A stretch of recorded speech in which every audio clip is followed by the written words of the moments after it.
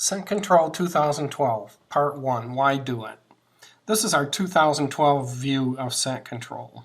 It's going to change in the next year, as we're always learning new things. But first, let's talk about why we worry about it. We hear people say things all the time, like, nothing can completely remove human scent, so why try? I just play the wind. I still see deer, what do I need scent control for? My grandpa always got a deer, and he smoked and smelled like a locker room. You can't fool a deer's nose. How did the Indians manage to kill deer without all this scent nonsense? Carbon suits don't work anyway. Why spend the money? It's too much of a hassle. The one we hear most often is that deer can still smell us, so why try? We hear about so-called studies that have been done in which a dog can still smell you in a scent-locked suit. So what? Can you still see the guy in the camouflage suit in this picture? Yeah? Then why wear camouflage? The dog can still see you in it. It makes no sense to say that because you cannot completely remove your scent, it is not worth trying to reduce it. That would be like saying that if you cannot make yourself invisible, it's not worth the effort to use camouflage to reduce your visibility. We humans have great eyesight, most of us anyway, so it is easy for us to tell that camouflage is helping, but it's not so easy with scent. We don't smell so good, and I mean that in the nicest way. Why is it that we all pay money for clothes that don't make us completely invisible? But some of us won't pay for clothes because they don't make us completely unsmellable. Why do we accept that deer will still be able to see us when we are wearing camouflage? But some of us say that if scent control isn't complete, it isn't worth doing. That makes no sense. Both sight and smell are important tools deer use, so we should try to reduce both our visibility and our odor. Reduced visibility. Every hunter tries to use visual camouflage. I want you to look very closely at the guy on the left. I have removed the color wavelengths that a deer cannot see. That's the reds and oranges. And I've left the ones that they can see, which are the greens and blues. Notice how blurry he is? That is a rough representation of how well a deer sees. Now notice the guy on the right. He's wearing camo, but I am illustrating that he has poor scent control. Odors are wafting off his body as illustrated by the bright red flares. A deer can smell him from 300 yards away. We worry about being seen, but deer use smell more than any other sense. Deer vision is something scientists have only recently begun to understand. Research by Gino D'Angelo and Carl Miller at the University of Georgia revealed that a deer sees with the equivalent of 2100 in a human. So if a deer could read, an eye chart would look like the one at the right of this picture. Deer vision is important, but they have very poor visual acuity. They do have good motion detectors and good peripheral vision, but they have to be pretty close to you to take advantage of their vision in most cases. In contrast, a deer can detect you from a long distance, even with something like standing corn between you and him. Now let's take our well-camouflaged hunter with poor scent control and place him in a field. We'll take the guy without camo, but with good scent control, and place him in the field. Guess which guy the deer is going to detect? My story is a common one. I lived out of state for about 20 years and only occasionally got to come home for a week or two to hunt deer during the Michigan firearms season. Year after year, we hunted the same way. We usually had 4 guys hunting, including me and my brother-in-law Don. We walked back every morning just before daylight and got into our big wooden farm stands. Here's Don's stand, and here's my stand. And here's the path that we took into the stands. We left our scent along the trails, and the wind blew depending on which way it was coming from. Here on opening morning, it was coming from the southwest. The next morning, it was coming from the east. By the middle of day 2, we had created what was basically a deer-free zone around us. Occasionally, we would see a buck on opening morning, but if we saw one after that, it was usually running to escape the neighbors or one of us walking around the farm. We were our own worst enemies. We seldom saw deer except at the very edge of light after day 2. We always wondered what happened to them. Oh, how things have changed. After retiring in 2006, I began to get serious about understanding whitetails and how they operate. Here are my stats from 2011. I sat 60 times for a total of 190 hours.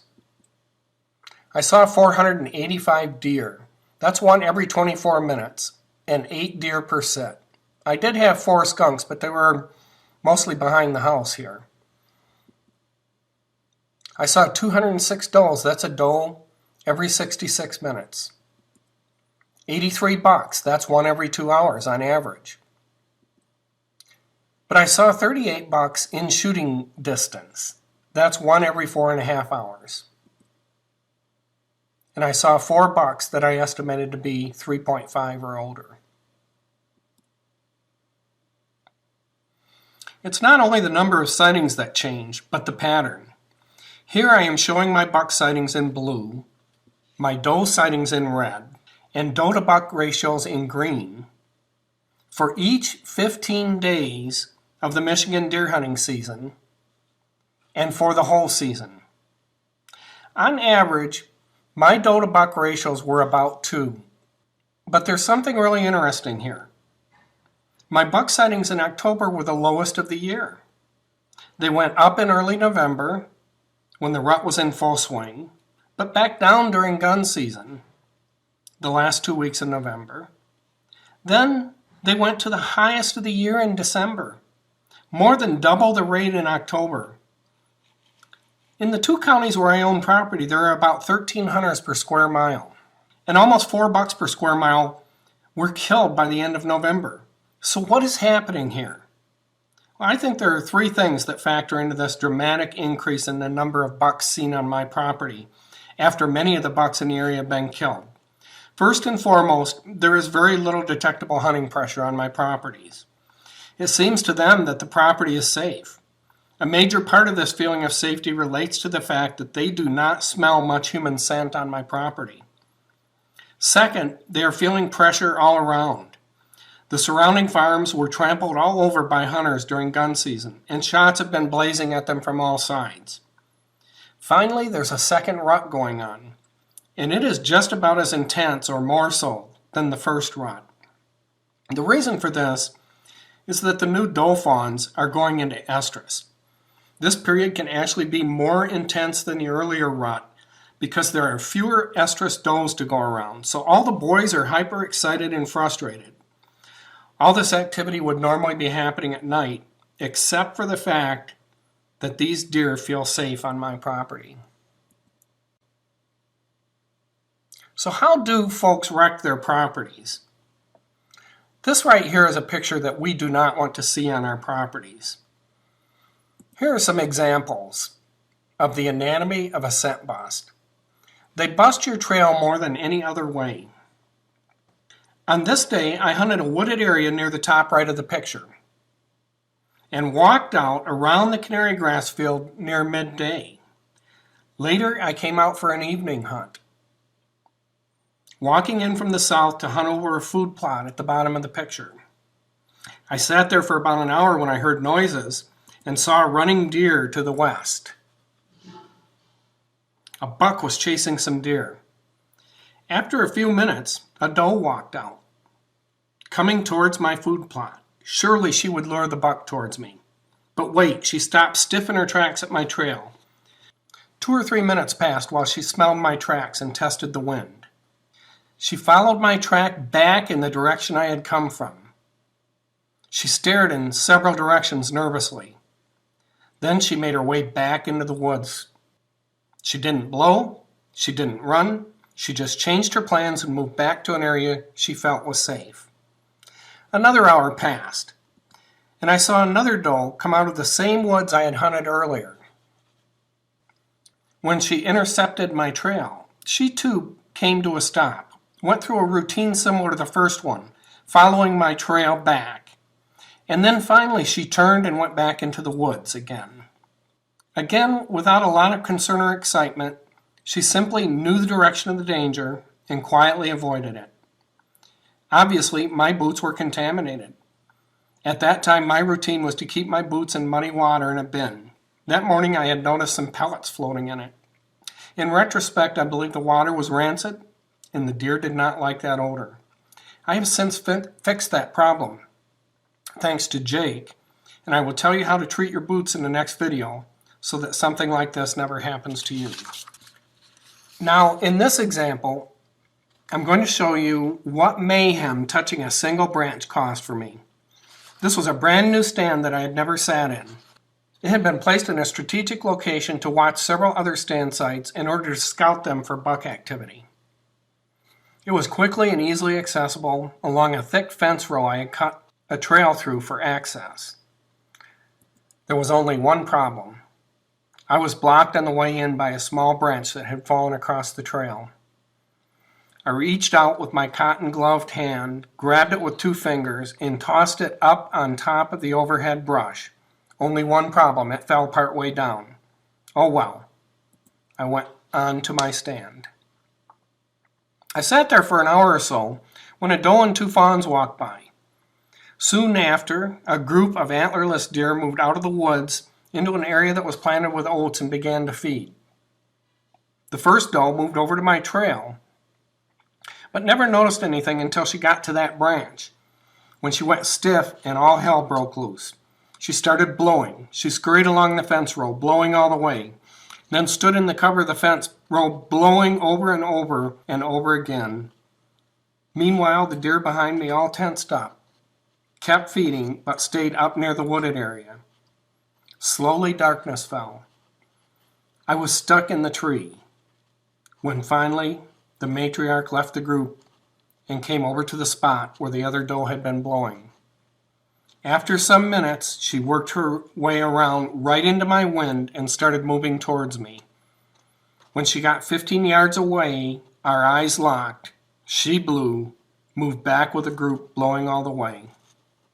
Folks, every porous thing on your body, even if it is treated with activated carbon, is going to produce scent if you touch anything with it. We mow our trails wide in order to avoid brushing up against anything. Whenever possible, all that touches anything on the way to the stand is our rubber boots, and they have been treated to remove all extraneous odor, including the rubber smell. More about that later. It's not the deer you see that matter, it's the ones you don't see. You are going to see this guy no matter what level of scent control you have. He's the button buck, the dumbest creature in the woods. The 1.5-year-old is not much more careful. You will see him too no matter what you do, although you will see a lot more of them with scent control than without it. But if you hunt in a pressured area like I do, with over 1,300 per square mile, there is someone you are not likely to see except rarely, and probably never up close if you do not use extreme scent control. And that is the 3.5-year and older buck. The 3.5-year-old got where he is by not tolerating human scent or any unusual scent, like cover scents, for example. You can fool a deer's nose. If you can reduce your human scent to 1/10, the deer may think you are 10 times as far away as you are. For an archery hunter, 10 or 20 yards makes all the difference in the world. Bill Vail calls this the faint scent illusion. Deer in southern Michigan smell people 24/7, 365. Their job, the deer, is to figure out whether that odor is a threat to them. The less odor you produce, the lower the threat. Playing the wind. Consideration of the wind is probably the most important decision a hunter needs to make. But most of us don't know what is happening to it 100 yards away. It is swirling, twirling, rising and falling with thermals, changing direction through the day, and being dissected by the mature deer. Playing the wind without concern about scent control is not a viable game plan for pressured Michigan deer. Not worrying about human scent is a relatively new idea. Rifles and shotguns allowed modern hunters to reach out to deer from longer distances. This is why Grandpa still got a buck while chewing and smoking his cigar. Even with the best bows and equipment available today, including crossbows, a hunter should get within 30 yards of a deer before taking a shot. To archery hunt with poor scent control is a sure means to reduce the number and age of shootable deer you see. How did the Indians manage without all these products? Scent control was paramount when Native Americans hunted white-tailed deer. In his book, Hunting with the Bow and Arrow, Saxton Pope devotes an entire chapter to his experience with Ishi. Ishi was the last member of the Yahi tribe, still living alone in the wilds of Northern California when he was discovered at the age of 49 in 1911. He lived the remaining 5 years of his life at the University of California, Berkeley, where he taught the faculty of anthropology much about his skills, activities, and culture, including the art of hunting deer with a bow and arrow. Ishi's method according to Saxton. He observed the direction of the prevailing winds, the position of the sun. He noted water holes, game trails, buck lookouts, deer beds, the stage of the moon. He located the hiding place of the old bucks. He prepared for the hunt. He would eat no fish the day before the hunt and smoke no tobacco. He rose early, bathed in the creek, rubbed himself with the aromatic leaves of the yerba buena plant. He washed out the mouth, drank water, but ate no food. He dressed in a loincloth, but without shirt, leggings, or moccasins. And then he set out, bow and quiver at his sides. Native Americans understood and used extreme scent control. They had to if they wanted to survive, because the white-tailed deer uses its nose to survive. Scent control is the essential ingredient to keep your hunt area fresh, to see more and older deer, for consistent success, for a higher quality hunting experience. I know that Jake would never have killed this 5.5-year-old buck last year without extreme scent control, because he had to walk past that buck's bedding area, upwind of it, waited for him to get up, and shot him with an arrow.